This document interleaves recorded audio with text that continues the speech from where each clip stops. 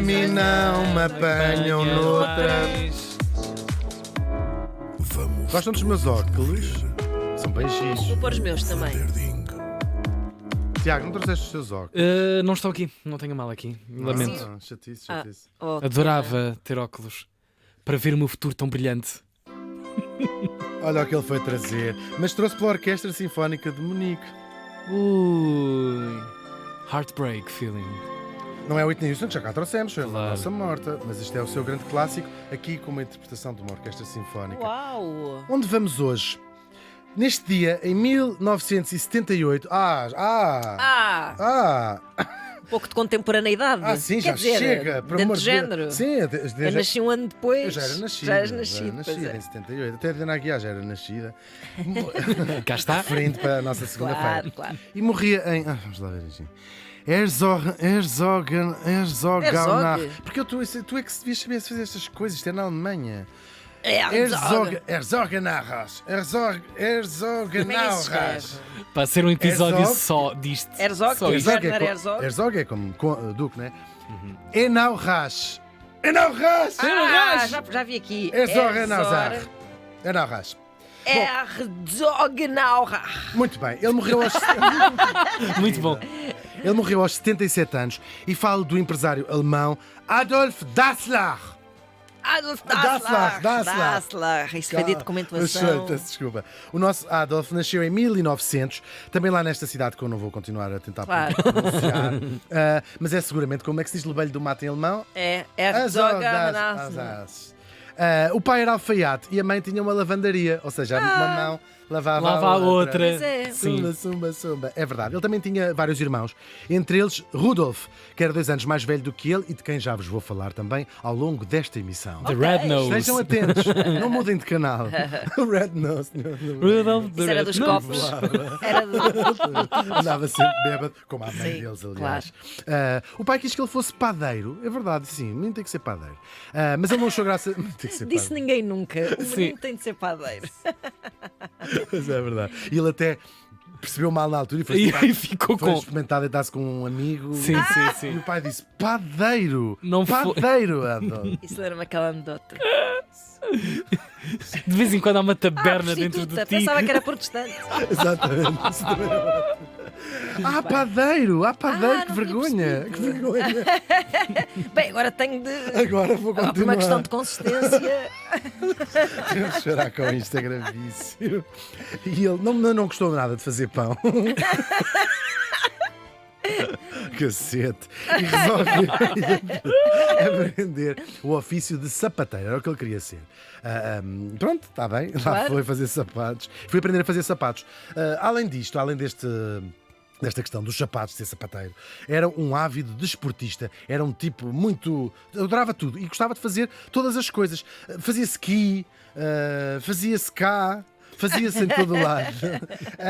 Adorava correr, era correr à série, assim, de maratonas e porcarias. Jogava futebol, hóquei, o caraças. Era mesmo daquele tipo de muito sim. desportista. E ele começa a reparar que fosse qual fosse o desporto que as pessoas praticavam lá com ele, ou estavam a correr, ou estavam a jogar futebol, ou estavam a jogar hóquei, usavam sempre os mesmos sapatos. Os sapatos eram sempre igual. E não eram feitos para os mesmos sapatos, quer dizer, o mesmo tipo de sapatos. Certo. E não eram feitos nem para desporto e muito menos. Havia umas coisas já vagas. Sim, mas tipo muito menos. mocassin para o Sim, relevado, não é? Claro, o sapato de vela para jogar basquete. e salto alto a fazer vela. E então, ele disse assim, ele tem a ideia de criar sapatos próprios para cada tipo de desporto. Para desporto, em primeiro lugar, e para cada tipo de desporto. A ideia ratice, deles... boa. Muito rato. A ideia dele vai ser interrompida pela Primeira Guerra, não é? A Primeira Guerra está lá ali. A Alemanha perde, a economia fica de rastos, e ele também ficou de rastos. Disse assim: não posso pôr o meu sonho em prática, queria tanto fazer já o meu sonho, vou ter que aguardar. Foi uma espécie de pandemia. Que horror. Exato. Por acaso não tenho Que graça horror. nenhuma, morreu muita gente, foi uma Credo. coisa terrível. Mas volta, a coisa acaba e ele vai dar corda aos sapatos. Uau! Bom. Fazer uma daquelas alpercatas. Ele vai transformar a lavandaria da mãe. Ele não tinha dinheiro nenhum, portanto não podia começar a produzir sapatos. Então ele transforma a lavandaria da mãe numa oficina de reparação de sapatos. A coisa vai correr bem, as pessoas vão lá arranjar. Ele tem muito jeito para aquilo, vai ter muito jeito para aquilo, e então vai ganhando dinheiro. E quando finalmente juntou o dinheiro necessário, vai-se lançar na criação de sapatos próprios para correr. Ele começa pelo desporto de correr, não é? E ele vai inventar o quê? Uns pequenos pitons, não é? Umas coisas que ele fazia em ferro na altura, que se punham debaixo da sola e para aumentar o impacto, ou diminuir o impacto, essas coisas todas, que existem até hoje, nessas coisas que ele inventou. Além disso, uns picos na sola. Nasciam assim as primeiras sapatilhas, vou chamar aqui sapatilhas, aliás, aqui com toda a justiça, como se diz no norte e no sul, diz ténis, vem de sapatilhas de ténis, porque eram sapatos desenhados para ténis, mas neste contexto faz mais sentido chamar-lhe sapatilhas, de facto, que eram o que Eu eram. adoro a palavra Claro. sapatilhas. Além disso, era o design altamente original. Ele, para além de ter esta ideia de criar-se estes sapatos desportivos, punha também um design mesmo fixe, e as pessoas diziam assim: isto é que é fixe.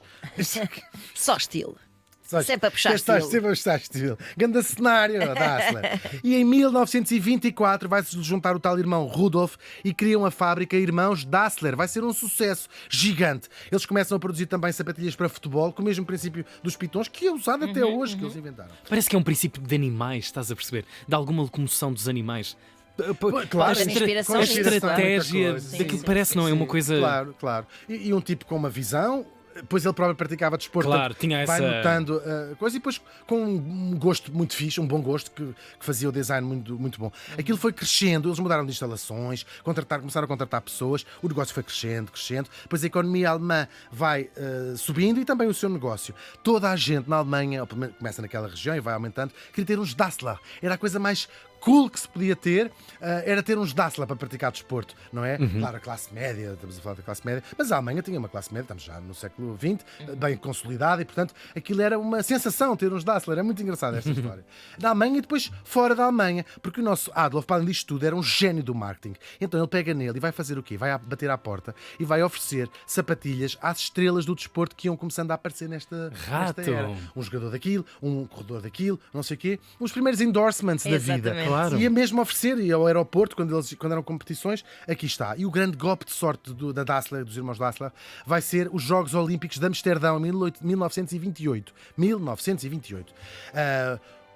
O que é que vai acontecer? Com uns Dassler nos pés, vão ser quebrados vários recordes do mundo, e, portanto, isto vai aumentar o fascínio das pessoas pela Dassler. Mas a coisa ainda vai correr melhor. Correr. E a Dassler vai se tornar uma marca conhecida também na América, no mundo inteiro. Era a coisa mais cool de ter, eram os Dassler. A minha avó tinha 2 pares de Dassler. Tumba, sempre a aviar. Sempre, como é que tu dizes? Sempre a puxar estilo. Sempre a puxar estilo. Mas há sempre um mas. Chegamos a 1933, há eleições na Alemanha, e chega ao poder como chanceler um austríaco de 44 anos, com o seu Partido Nacional dos Trabalhadores Alemães, abreviado para Partido Nazi. Chamava-se ele Adolf também, mas de apelido Hitler. O foco do Hitler e dos nazis na forma física e no desporto, era uma das bastiões para a juventude hitleriana, vai cair que nem sopa no mel para os irmãos Dassler, claro. O negócio vai florescer, e os irmãos também vão a correr, desta vez para se alistarem no partido nazi. É possível que fosse por cálculo, é possível que fosse por convicção, já vou tratar desse assunto mais adiante. Em 1936, a Alemanha nazi do Hitler organiza os Jogos Olímpicos em Berlim. Claro, é uma hipótese de brilharem os nazis, é uma operação de marketing dos nazis, e também os Dassler.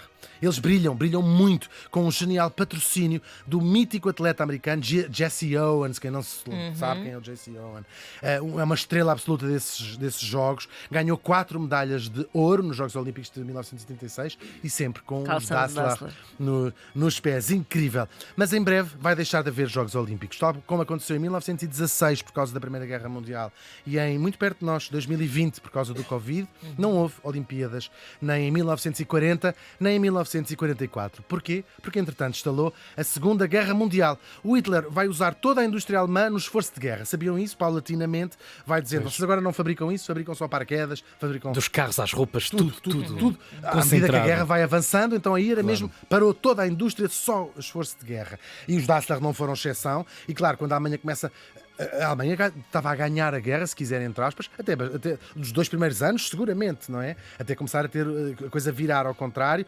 E então, quando a Alemanha começa a perder, ele diz: só se fabrica material militar. Parece que, apesar disso, os irmãos ganharam bastante dinheiro com esta coisa, a fabricar só material militar.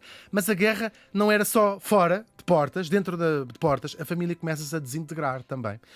Por razões políticas, talvez, por maneira de ver o futuro da empresa, da própria Alemanha, e depois as mulheres odiavam-se, eles viviam todos na mesma casa, uma casa gigante, mas onde viviam os pais, porque tinham ficado ricos, não é? Mas o ambiente é terrível e vão-se mesmo zangar, a coisa vai escalando. Depois acaba a guerra, é verdade, os americanos vão tomar conta da Alemanha, do pedaço ali. Consta, os alemães fizeram, os americanos, em muitos sítios que tinham sido construídas, porque também há uma necessidade de revanche, não é? Onde tinham sido construídas os aviões ou as armas que mataram tanta gente do lado dos aliados, arrasavam as fábricas todas, chegavam, bombas, acabou.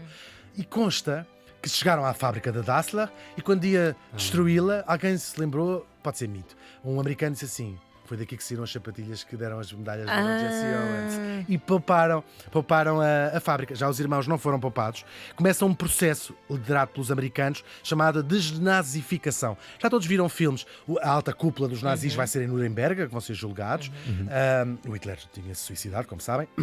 Mas depois, muitos alemães, pessoas que estavam em cargos-chave, o que é que se fazia? Ou em universidades, ou em fábricas, donos de fábricas, ia-se saber qual era o seu grau de participação nos nazis, e se fosse grande, eram afastados dos seus cargos, eram presos, podiam ser presos. Bolas, estes industriais estavam mesmo... Tal e qual. Eles foram condenados à prisão, foram julgados e foram considerados colaboracionistas nazis e foram condenados à prisão. Só que começam a aparecer testemunhas de defesa do nosso Adolf, do nosso morto, a dizer que a ligação dele ao partido nazi foi estratégica para que a fábrica pudesse continuar a funcionar. Além disso, começaram a aparecer relatos de que disseram, um amigo judeu que disse assim: não, ele protegeu bastante gente, ajudou a esconder judeus, tivemos muitas conversas e de facto aquilo era uma coisa tática à sua volta. Muitos industriais alemães tiveram de o fazer. Sem opção. Sem outra sequer, sem opção, não? Quer dizer, há a opção de não participares, não é? Mas para proteger as suas indústrias é um terreno cinzento. É um terreno cinzento. A verdade é que ele consegue, a pena de prisão dele vai ser aliviada, e a do irmão ia ser também,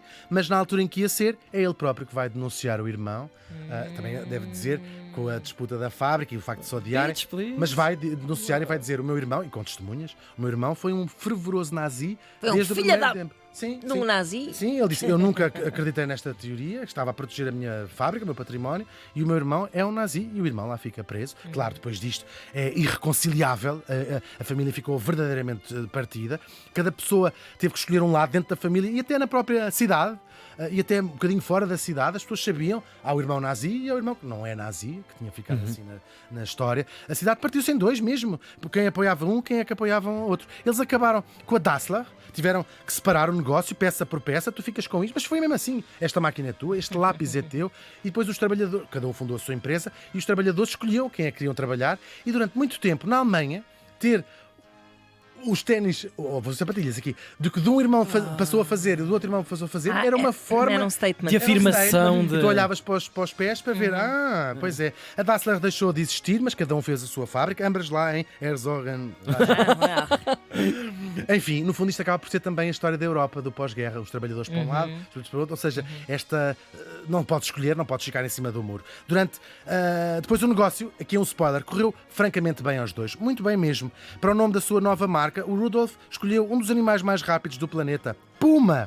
E o nosso morto pegou no nome que lhe chamavam desde pequeno em casa, Adi, e juntou-lhe a primeira sílaba do seu apelido, Das. Adidas. Não é incrível? Adidas, é verdade. Adidas, como vocês dizem cá em Portugal. Foi assim que estes dois irmãos, apanhados nas circunstâncias de um mundo dividido em dois, é verdade, criaram não uma vez, não duas vezes, mas 3 vezes marcas que são hoje conhecidas no mundo inteiro. É uma história verdadeiramente incrível. Épico. É mesmo. O Adolf Dassler morreu faz hoje 45 anos. Patrocinem-nos!